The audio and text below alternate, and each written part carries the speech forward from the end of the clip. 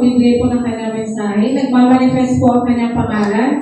Kaya po nagpapalayo po kayo. Ganda niyo na. Kasi she looks young dahil ang tawag sa kanya ay baby. Tinatawagan ko po ang ating magandang pastor, Pastora Baby Lopez.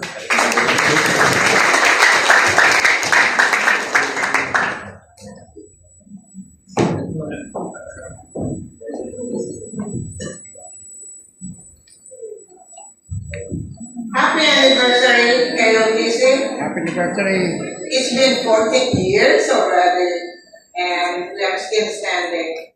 At maraming salamat sa mga nandito ngayon na nagbigay ng oras para i-celebrate natin ang ating 14th-year anniversary. So, lahat ba tayo ay pinagpala sa umaga ito? Sa mga narinig natin istorya, kung paano nagsimula ang kayong sisi.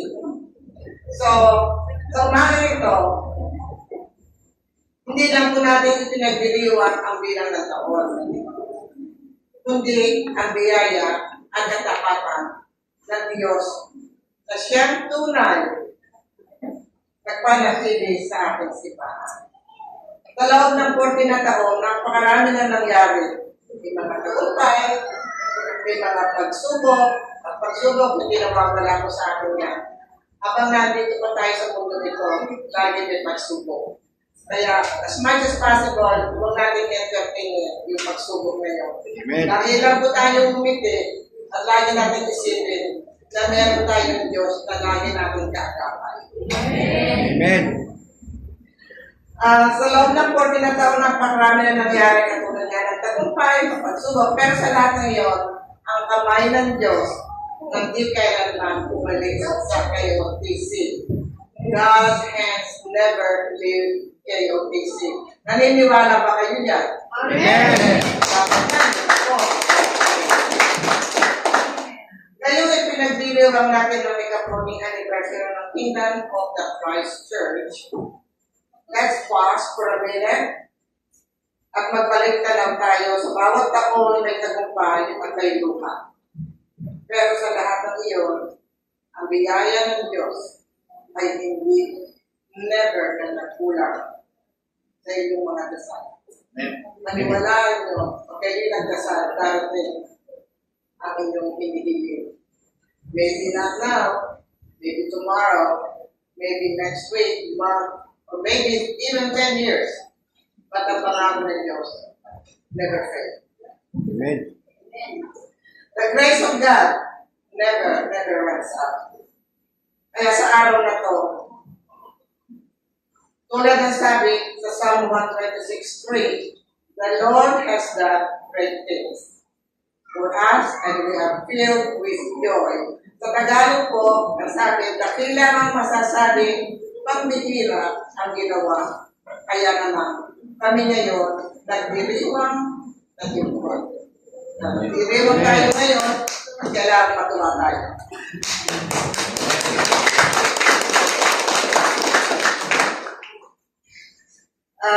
Kaya ngayong araw, hindi lang tayo nagbibilang ng taon at nagbibilang pa rin tayo ng biyaya. Tunay ang mga kapatid na may dakilang ginawa ang Diyos sa atin at patuloy pa siyang kikilos sa ating buhay. Kaya huwag ihinto ng panalangin. Ang prayer ay kayang baguhin ang sitwasyon at magpapalakas ng ating pananampalataya. Naniniwala ba kayo ang dasal ay talagang siyang pundasyon ng ating puso? Amen. Ng ating pananampalataya. Kasi kung nananampalataya kayo pero hindi naman kayo marunong magdasal, hindi nyo rin mararating ang Panginoon. So, bago po tayo magtutuloy, let's bow our head and let's pray. Panginoon, salamat sa ika-14 na taon ng anniversary ng KOTC na aming simbahan. Salamat sa iyong katapatan at biyaya sa bawat taon. Naway maging inspiration sa amin at iyong salita at nagbigay ng kaluwalhatian sa iyo. Lord, thank you for your faithfulness through all these years. And we ask all this in Jesus' mighty name. Amen. So, happy anniversary, KOTC! Amen.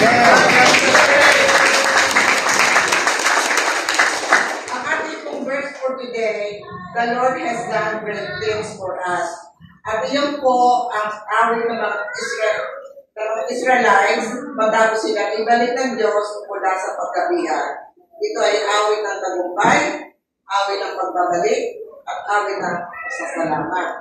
Always thanking God. And every year is a story of grace, strength, and victory. Ang meron po yung katotohanan ng biyaya ng Diyos sa buhay ng ating KOTC Church. Ang una po ay ang biyaya ng Diyos na nagpasimula ng lahat. Sapagkat sa biyaya, kayo'y naligtas sa pamamagitan ng pananampalataya. Next slide. Yan po ang sinabi sa Ephesians 2 and verse 8. Next slide. Hindi tao, hindi galing sa sarili. Hindi rin galing sa lakas. Hindi sa amin ni Pastor Bal. At simula ng KOPC. At simula po ay gawa ng biyaya ng Diyos. Ito po ang biyaya sa atin ng Diyos. Ang lahat ng pundasyon, nakita niyo po sa illustration. Ang pagtawag, ang unang mga miyembro. So far, ang ating first member na nandito pa tayo ay si Sister Luz. Siyempre, hindi rin mawawala si Sister Bill sapagkat siya sa pundasyon. Ang pagtawag, ang unang mga miyembro, ang unang altar, at ang unang panalangin. Lahat na yan ay biyaya. Ginamit lang po kami dito ni Pastor Bal. Hindi po ito dahil kami po ay galing Amerika. Hindi po. Ginamit lang po kami dito ng Diyos. And with the help of one person.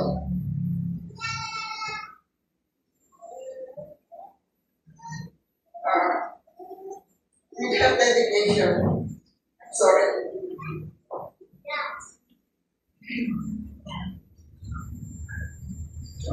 With her dedication and faithfulness kay Lord, I bow yung aking dito. Thank you. Thank you for everything. Ikaw ang aming kaagapan. Nung tinatayo natin kung kayo is I thank you. Amen.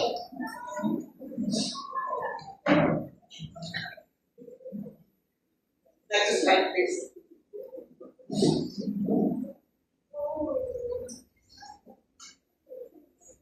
Ito ay parang biti na itinanim sa lupa.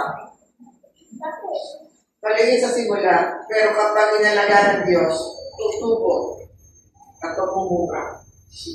Ganon din po ang kayo isip. Mula sa maliit na grupo, nagsimula lang po kami sa siguro 6, 10, at pinalago iyon ng Diyos dahil sa kanyang biyaya.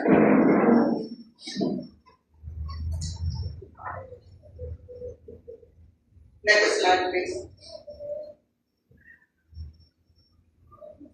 Ang pangalawang biyaya ng Diyos na nagpatuloy sa ating lakas.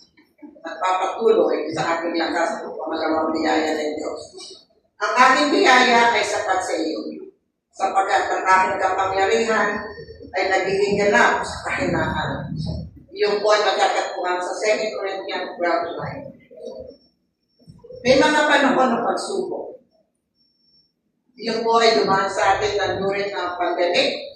Lahat po tayo ay talagang stop. Ang nila po tumigil sa atin ay ang stop ng ating paghinga. Pero lahat po ng ating businesses, even our church. Pero even though na nagsara ang simbahan natin because wala body contact, pero patuloy po tayo online. Hindi po nawawala yung ating Bible study, right? Continue online tayo during pandemic time. At dumaan din yun ng kahirapan, kasabi ko ng kahirapan kasi yung iba wala mga trabaho.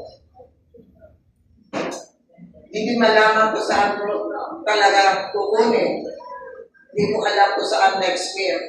Pero dahil sa pananampalataya at pagmamahal sa atin ng Diyos, yun po ay nabigyan. Napunan po iyon dahil sa pagmamahal ng Diyos sa atin. At meron din po challenges sa ministry. Hindi din po natin naialis ang ating ministry na hindi merong mga hindi pagkakaunawaan ng isa't isa. Muntik na tayo magkaroon ng division. But dahil po sa pananampalataya natin at sa ating kasal, Diyos ang siyang nagbigay sa atin ng peace sa ating puso. At sa awa ng Diyos, sa pagmamahal ng Diyos sa atin, tayo po ay buo. Hindi po tayo maghihiwalay. Wala makakapaghiwalay po sa atin.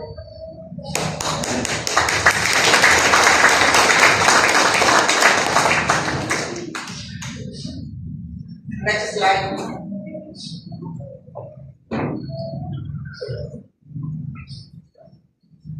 Ito po ay parang ilog na hindi nauubos. Kahit mainit ang araw, patuloy ang agos. Ganun ang biyaya ng Diyos sa kayo isip. Naniniwala pa kayo dito? Amen. Ating palakpakan po ang Diyos.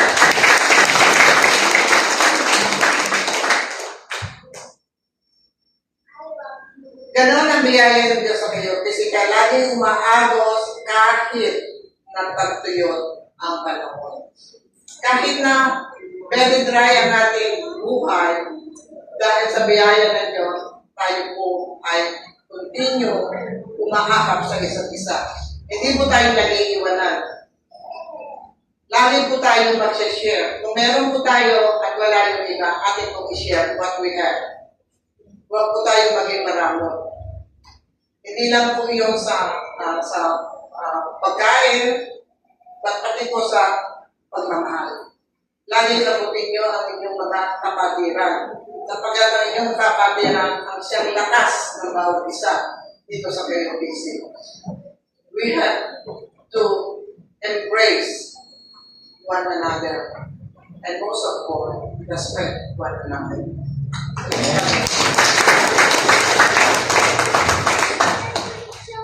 Ang pangatlong biyaya ng Diyos ang magtatapos ang ating mission.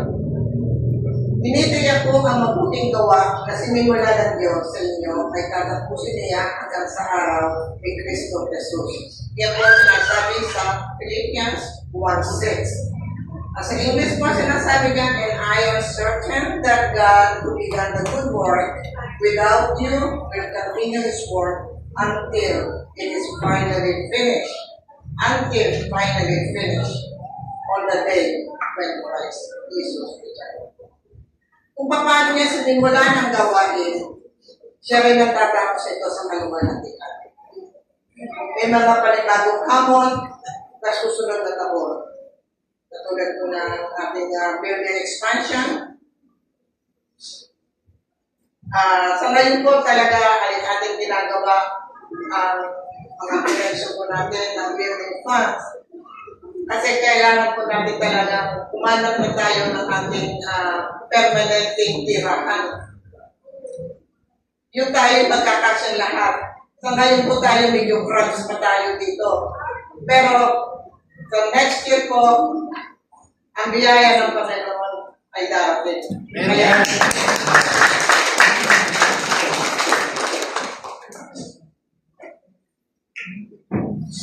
Kaya, ano lang po tayo, medyo kalmado lang po tayo sapagkat ang biyaya ng Diyos ay nandiyan na sa ating tabi. Within our reach. And then next year, nandito na po yun, kasimbahan ito. Amen. Kaya ito po ay nating i-claim na. Okay? Pero pag nag-claim po tayo, kailangan nyo may kasama-kasal. So, claim tayo ng claim, pero wala naman po tayo kasal. Sasabihin ni Lord, no, gusto mo, wala ka naman hinihingi sa akin, gusto mong magkaroon ka, pero hindi ka naman nagdarasal sa akin. Dapat nga, kailangan lumubot pa kayo, sabi ni Lord. Pero sabi ni Lord, dahil mahal ko kayo, anytime papakinggan ko kayo. Kaya, Amen. ano pa po tayo, Hindi natin alam, by next year, maaaring ibenta sa ating lugar na ito. Makahanap tayo ng isang lugar na may tatayo natin talaga ang ating building. Nakita niyo po ang illustration natin. From pundasyon, hanggang the whole church na po yan. Diba? So, kaya, kalmado na po tayo. At lagi tayo magdadasal.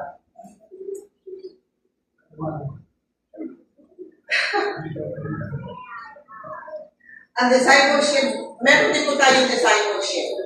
Ang ating po discipleship ay lumalago sa pamamagitan po at sa tulong po ni Pastor Johnny Gapo. Meron po tayong discipleship training. Ito po ay ilalagay natin every Thursday. So every Thursday of the week po ito. Kaya kung sino po yung interesado na umattend ng discipleship training, you are more than welcome. Di ba, Pastor Johnny? So, anybody could join the discipleship. And then, ang discipleship po ay para lalo po natin maunawaan ang simula ng Christianity hanggang sa dumating ang Panginoon. So, at tayo po ay lumano tayo. Kung meron po tayong oras, ibigay po natin yung konting oras sa iyo para po tayo ay lumawak ang ating pag-unawa kung sino ba talaga si Jesus at sino ba talaga ang sinusundan po. Dapat po natin malaman iyon. So, para ma-increase ang ating pananampalataya.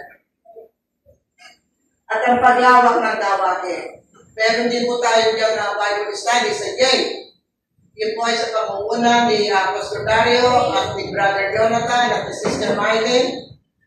Salamat sa inyong tatlo na continue yung pinalalago ang ating Bible study sa Jay. Pero hindi lang po natin kung tayo po mag-concentrate lang sa Jay. I'm not saying pero kailangan po i-expand po natin ang Bible study. Pwede po tayo magtayo ng cell group sa kanya-kanyang bahay. Kasi ang Bible study po, isa, dalawa, tatlo, si Lord ay nandun sa kalagitnaan ninyo. Kahit ninyo nasama. Pero kung meron din tayong Bible study dito sa church, kung willing po kayong pumunta every other Wednesday dito po sa simbahan, na meron po kami Bible study at then din praise and worship every other Wednesday dito po sa simbahan natin. Pero hindi ito dahil sa ating lakas, kundi sa biyaya ng Diyos tayo ay nagsasama-sama. Amen. At tayo po ay continue at magpapatuloy sa ating gawain. Sapagkat kailanman ay hindi binaliwala ng Diyos ang ating panalangin. So continue praying. Next slide, please.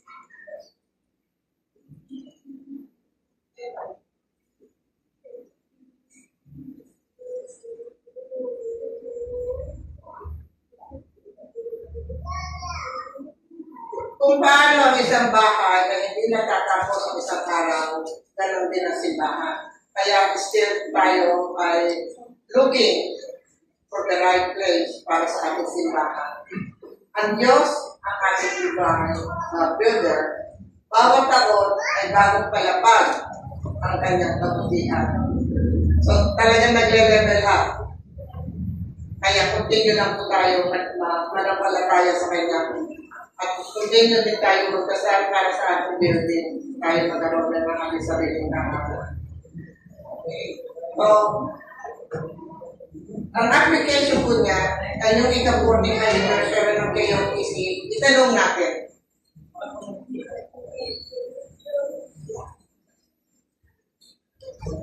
Okay. Naalala ko pa ba kung saan ako pinuha ng Diyos? Pangalawa, nakikita ko ba ngayon ang biyaya niya sa bawat yugto ng simbahan? Handa ba akong maging instrumento ng biyaya niya sa mga susunod na taon? Ano po ang kasagutan natin dyan? Narito ang posibleng sagot o tugon sa bawat katanungan. Maaaring gamitin bilang personal reflection, sharing, and congressional response sa sermon. Number 1, naalala ko ba ba kung saan ako kinuha ng Diyos? Ano ang dapat natin isagot? Oo, nahala-hala. Nahala-hala pa natin yun, di ba? Ako noon ay wasak, naliligaw, at walang direksyon. Pero, dinala ako ng Diyos sa kanyang presensya. Sa kailangan ko unang naranasan ang tuloy ng pagbabago, pag-asa, at kumapit sa salita ng Diyos. Yan po ay makikita natin sa Isaiah 48. Hindi ako nakarating dito dahil sa sarili kong galing, kundi dahil sa biyaya na umabot sa akin. Ngunit dahil sa dakilang pag-ibig ng Diyos sa atin, tayo binuhay niya kay Kristo kahit tayo patay dahil sa ating mga kasalanan. Dahil sa biyaya niya, tayo naligtas. Yan po ay natatagpuan sa Ephesians 2 and verse 4 and 5. Ang biyaya niya ay ang kanyang buhay. Kung hindi siya namatay, hindi natin makakabit. Huwag tayo mapapalaya sa ating kasalanan. Kaya kung pinapako dito si Kristo, still makasalanan pa tayo ng ngayon. Kaya ang buhay ni Kristo ang nagbago sa ating lahat. Ang buhay ni Kristo ang nagligtas sa atin. Amen.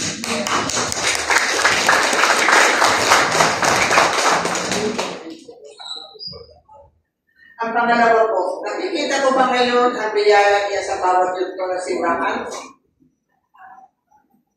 Ano po ang ating dapat sagot? Oo, malinaw kung nakikita ang kamay ng Diyos sa bawat panahon. Sa mga taon ng pagsubok, may tagumpay. Sa mga panahon kaunti na kami, pinaramdam niya na sapat na siya. Ang paglago ng simbahan ay magkakaisa ng mga manggagawa. Ang pagkakaisa ng bawat isa.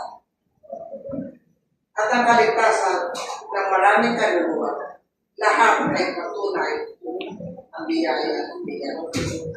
Dakilang bagay ang ginawa ng Panginoon para sa atin kahit puspos ng kagalakan. Yan po ang ating verse for today. Awit 1:2-6. Ang pangatlo naman po, handa ba akong maging instrumento ng biyaya niya sa mga susunod na taon? Ano po ang dapat nating sagot? Oo. Handa akong maging daluyan ng kanyang biyaya sa pamamagitan ng aking oras, talento, at buhay. Sa oras po, nabanggit po ang oras, meron po tayo 24 hours a day. Yung po 8 hours na yun, yun po yung ating working days. So meron pa natin ang 16 hours. So another 8 hours, yun po yung ating daily lives sa araw-araw po natin. So meron pa pong natira. Yung pong natira na yun, yun po ang pwede natin kung gamitin sa Panginoon. We could volunteer our ating oras. Magbigay na po ng dalisan, 2-3 oras para sa Panginoon. Kaya hindi po masasayang ang ating 24 hours a day. Marami po tayong extra hours para po magsilbi sa Panginoon.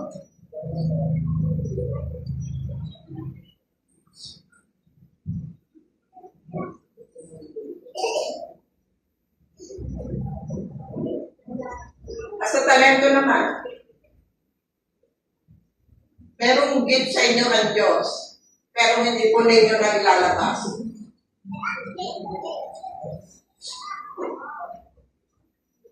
Kung meron po kayong talent na gawa ng mag-play ng instrumento, meron po tayo, marami po tayong instrumento na pwede natin gamitin.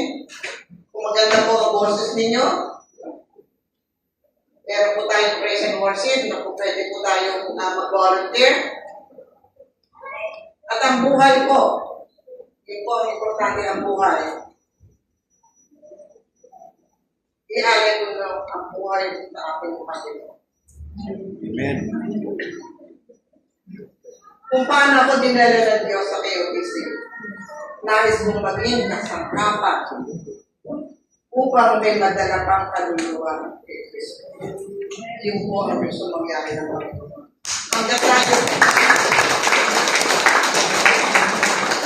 Hanggang tayo sa buhay, mag-akay po tayo. Kapag marami pa po dyan sa labas ng uhaw, Amen. sa salita ng Diyos. Hindi lang po ang trabaho iyon ng evangelism, kundi tayo po lahat. Tayo po lahat ay pwede bumakay. Marami po tayong kaibigan. Ang unahin po natin ay yung miyembro ng ating pamilya. Medyo mahirap kong gawin, pero magagawa po natin. Amen. Ang kaibigan po. Ang kaibigan, madami tayong kaibigan. At least, makakakay po tayo ng isa o dalawa kay Kristo. So, ang evangelism ay hindi lang po sa ating evangelist, kundi sa ating po lahat.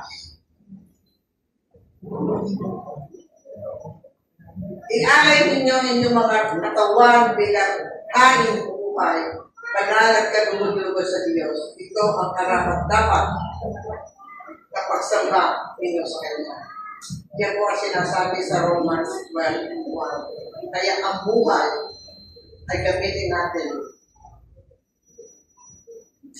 sapagkat ang mahal ng Diyos, inalay ang kanyang buhay para sa atin. Amen. Hindi siya nagdalawang salita. Tinanggap niya lahat. Tinanggap niya ang hirap.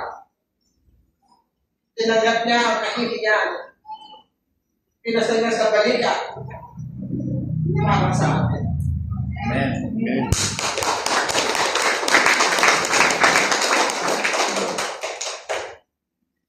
Ang tunay na pasasalamat ay hindi lang salita, kundi patuloy na paglilingkod sa Diyos na tapat. Amen po ba? Amen. Amen? Amen. So, conclusion na po tayo.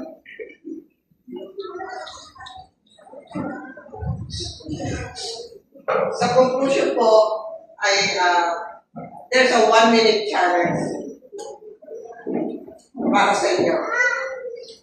Mga kapatid, sa loob ng 40 na taon, nakita natin kung paano ang Diyos ay tapat sa tagulan o tag-araw, sa kakulangan o kasaganaan, ang biyaya niya ay sapat. Ngunit ang pinakamagandang paraan ng pasasalamat ay hindi lang mga salita, kundi ang pagpapatuloy ng ating paglilingkod. Kaya habang pumapasok tayo sa panibagong taon ng KOTC, hamon sa atin ng Diyos, ipagpatuloy ninyo ang sinimulan ko sa inyo. Maging buhay na patotoo ng kanyang kabutihan sa tahanan, sa trabaho, at sa iglesia. At sa bawat araw, sabihin natin, may buong puso. The Lord has done great things for us, and we will continue to serve Him with joy. Kaya magpatuloy tayo sa pag-ibig, sa paglilingkod at sa pananampalataya dahil ang KOTC Church ay hindi itinayo ng tao, kundi ng Diyos. Tatakpan magpakailanman. Ang KOTC Church stands because of God's grace. Amen. KOTC, we as a family, we only speak Jesus. Amen. Amen. Amen.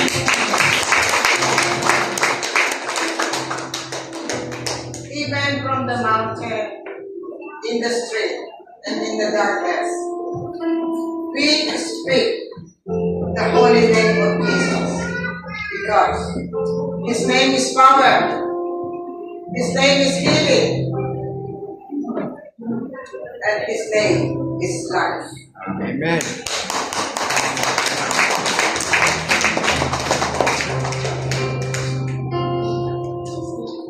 Jesus from the mountains, Jesus in the streets, Jesus in the darkness over every enemy, Jesus from the family, I speak the holy name, Jesus.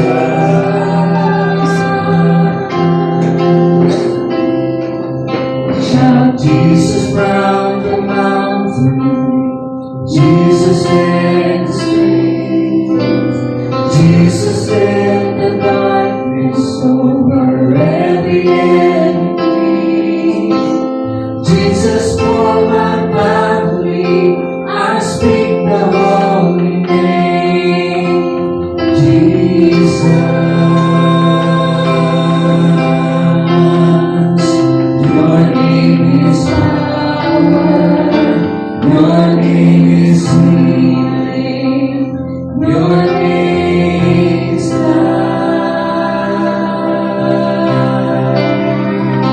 Break every stronghold, shine through the shadows, burn like a fire.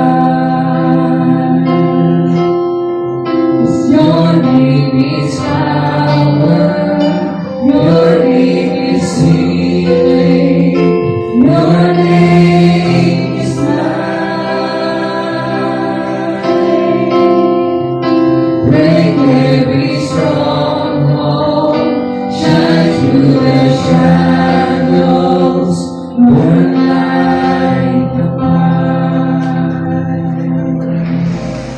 Panginoon, salamat po sa 14 na taon na iyong katapatan. Yes, Lord. Patuloy na pagpalain na kayo, Kristi, upang magiliwanag sa iyong nagiging iba. Panginoon, salamat po sa 14 na taon ng iyong katapatan at biyaya. Sa aming simbahan, tunay na dakilang bagay ang iyong ginawa sa amin.